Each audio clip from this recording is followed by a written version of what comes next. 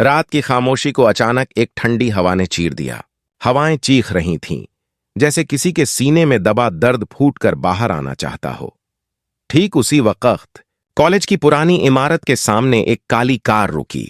दरवाजा खुला और बाहर उतरी वो लड़की, अनिका।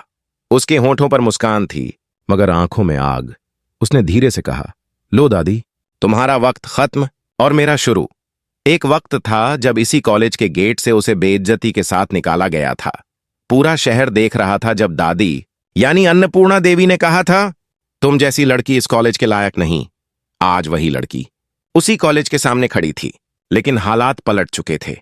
अब मैं सिर्फ स्टूडेंट नहीं, इस कॉलेज की मालकिन हूं, उसने धीमे से कहा। बोर्ड पर जमी धूल को हटाया और अपने जूतों से उस पुराने नाम पर एक निशान छोड़ दिया। उस पल पूरा स्टाफ, सारे विद्यार्थी स्तब्ध रह गए। किसी को यकीन नहीं हुआ कि जिस कॉलेज पर कभी सरू का नाम लिखा गया था, अब उसके ऊपर अनिका का नाम चमक रहा था। दोस्तों, सोचिए, जो कभी हंसी का पात्र थी, आज वही सत्ता की मालकिन बन गई। क्या यह किस्मत का खेल था या किसी की चाल? बताइए, आपको क्या लगता है? अनिका के चेहरे पर जो संतोष था, वह बदले की तपिश से भरा था। लेकिन असली कहानी तो अब शुरू हुई थी, क्योंकि इस पूरी साजिश के पीछे सिर्फ अनिका नहीं थी, कोई और भी था। तारा, जो हमेशा मुस्कुराकर सबका दिल जीत लेती थी, लेकिन अंदर से जहर बन चुकी थी। उसने ही उन दस्तावेजों में हेराफेरी की थी। वही पेपर जो अन्नपूर्णा देवी ने सरू के नाम किए थे, अब जादू की तरह अनिका के नाम हो गए थे, और किसी को भनक तक नहीं लगी। उस दिन जब अन्नपूर्णा देवी सरू से मिलने गई थीं, उन्होंने बड़े प्यार से कहा था, बेटी, अब यह कॉलेज तुम्हारा है, तुम ही इस घर और कॉलेज की शान हो। सरू की आंखें भर आई थीं। उसे लगा था अब सब ठीक हो जाएगा, मगर किस्मत को कुछ और ही मंजूर था। तारा ने रातों रात उन कागजात को बदल दिया और अगले ही दिन सबके सामने बम फोड़ा। अब इस कॉलेज की असली मालकिन अनिका होंगी। कमरा एक पल को सन्नाटे से भर गया। अन्नपूर्णा देवी की आंखें फैल गईं। सरू ने आगे बढ़कर कहा, यह झूठ है। लेकिन जवाब में अनिका बस मुस्कुराई और बोली, झूठ नहीं दादी, सच, क्योंकि अब आपकी लिखावट से ज्यादा वजन मेरे नाम के दस्तखत में है। क्या आप सोच सकते हैं, जिस दादी ने उसे घर से निकाल दिया था, वही अब उसकी मर्जी की मोहताज थीं। दोस्तों, कभी कभी जिंदगी का सबसे बड़ा बदला वही लेता है जो सबसे ज्यादा टूट चुका हो। क्या यह बदला सही था? आप बताइए, दिल क्या कहता है? सरू के लिए यह सबसे बड़ा झटका था। उसने सब कुछ खो दिया, कॉलेज, नाम, सम्मान और अब घर की शांति भी, क्योंकि अनिका का अगला वार था घर। तारा ने कहा था, कॉलेज तो छीन लिया, अब सरू और वेद के बीच दीवार खड़ी करनी है। वेद सरू का पति, उसका सहारा, उसका सबसे बड़ा सुकून। लेकिन जब साजिशें घर के अंदर बोई जाती हैं, तो रिश्तों की जड़ें हिल जाती हैं। धीरे धीरे अनिका ने अपने मीठे शब्दों से घर की फिजा बदलनी शुरू की। वो हर बात में सरू को नीचा दिखाती, हर मौके पर वेद के कान भरती। सरू तो अब कॉलेज संभाल नहीं पाई, घर क्या संभालेगी? तुम्हारा करियर उसके लिए कोई मायने नहीं रखता। धीरे धीरे एक दरार उठी और वेद का भरोसा डगमगाने लगा। दोस्तों, क्या आपने कभी ऐसा महसूस किया है कि कोई आपके ही घर में बैठा आपको मिटाने की साजिश रच रहा हो? बताइए, अगर आप सरू होते तो क्या करते? वो दिन आया जब कॉलेज का नया उद्घाटन होना था। सब लोग इकट्ठा हुए। अन्नपूर्णा देवी ने अपनी उम्र भर की मेहनत उस संस्थान में लगा दी थी, लेकिन अब बोर्ड पर लिखा था, अनिका गर्ग मेमोरियल कॉलेज। वो नाम जो पहले सरू का होना चाहिए था, अब उस लड़की का था जिसे कभी सबने ठुकरा दिया था। सारा कॉलेज ताली बजा रहा था, लेकिन उन तालियों में व्यंग्य छिपा था, जैसे सब किसी मजबूरी से सर झुका रहे हों। अन्नपूर्णा देवी ने अपनी छड़ी जमीन पर टिकाई और गहरी आवाज में कहा, अनिका, तुमने जो छीना है वो सिर्फ कागज का टुकड़ा नहीं, मेरी आत्मा का हिस्सा है। अनिका ने ताना मारते हुए जवाब दिया, दादी, जब आपने मुझे निकालते वक्त ये नहीं सोचा कि मेरा दिल भी है, तो अब मैं क्यों सोचूं कि आपकी आत्मा टूटी है? वो पल, वो शब्द कमरे में गूंज गए।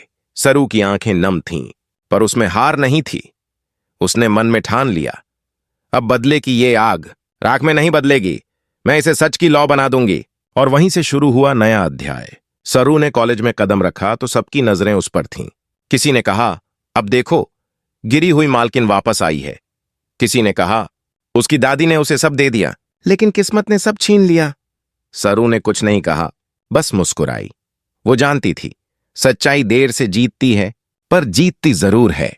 धीरे धीरे उसने कॉलेज में फिर से काम शुरू किया, स्टूडेंट्स से जुड़ी, क्लासेस लीं और अपने विश्वास से सबका दिल जीतने लगी। दूसरी तरफ अनिका का अहंकार बढ़ता गया। वो हर दिन अपनी ताकत दिखाने के नए तरीके ढूंढती। कभी सरू की टेबल हटवा देती, कभी मीटिंग में उसे अपमानित करती। तारा को यह सब देखकर मजा आता। वो छिपकर मुस्कुराती और कहती, बिल्कुल वैसे ही जैसे मैंने कहा था। लेकिन एक बात किसी ने नहीं सोची थी, झूठ की दीवार जब बहुत ऊंची हो जाती है तो उसकी बुनियाद अपने आप गिर जाती है। एक दिन कॉलेज के ऑडिट के दौरान दस्तावेजों की जांच शुरू हुई। सरकारी अधिकारी ने कुछ पेपर मांगे जो अनिका के नाम पर थे। सरू चुपचाप बैठी थी, पर भीतर से जानती थी कि सच जल्द सामने आएगा। जैसे ही फाइल खुली, उसमें तारा की गलती सामने आ गई। एक फर्जी दस्तखत जो पहचान में आ गया। पूरा कॉलेज सन्न रह गया। अधिकारी ने कहा, ये दस्तावेज जाली हैं, असली मालकिन अब भी सरू हैं। वो पल ऐसा था जैसे आसमान फट पड़ा हो। अनिका के हाथ से माइक्रोफोन गिर गया, चेहरा उतर गया। दादी की आंखों से आंसू गिरे, मगर इस बार वो दुख के नहीं, गर्व के थे। अनिका ने तारा की ओर देखा। तुमने मुझे फंसा दिया। तारा ने ठंडी हंसी हंसते हुए कहा, मैंने तो वही किया जो तुम चाहती थी। फर्क बस इतना है कि अब ताश का घर गिर गया। दोस्तों, सोचिए, जब अपने ही आपको धोखा दे दें तो इंसान कहां भागे? क्या बदला वाकई कभी खुशी देता है? अनिका जमीन पर बैठी रो पड़ी। वो वही लड़की थी जिसने एक बार दुनिया को ललकारा था, लेकिन आज वो खुद अपनी चालों में फंस चुकी थी। सरू उसके पास गई और धीरे से बोली, अनिका, मैं तुम्हें सजा नहीं दूंगी, क्योंकि तुमने खुद अपने लिए सबसे बड़ी सजा चुन ली है, पश्चाताप। पूरा कॉलेज तालियों से गूंज उठा। अन्नपूर्णा देवी ने सरू को गले लगाया। बेटी, तूने मेरा सिर ऊंचा कर दिया। वेद भी वहां आया, उसकी आंखों में शर्म थी। मुझे माफ कर दो सरू, मैं तेरा सच नहीं देख पाया। सरू मुस्कुराई। सच कभी छुपता नहीं, बस वक्त लेता है सामने आने में।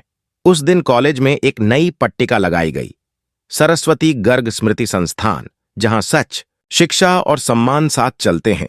और कॉलेज के प्रांगण में खड़ी सरू ने आसमान की ओर देखा। हवा में दादी की मुस्कान तैर रही थी। कहानी यहीं खत्म नहीं हुई, क्योंकि अनिका ने फिर एक बार कॉलेज छोड़ा, लेकिन इस बार वो सिर झुकाकर नहीं, आंखों में पछतावा लिए गई। वो रुककर पीछे देखती है और कहती है, शायद जीतने से ज्यादा जरूरी सही होना होता है। दोस्तों, आप बताइए, क्या आपको लगता है कि बदले की आग कभी इंसाफ बन सकती है? क्या माफ करना सबसे बड़ी जीत होती है? अपनी राय जरूर बताइए।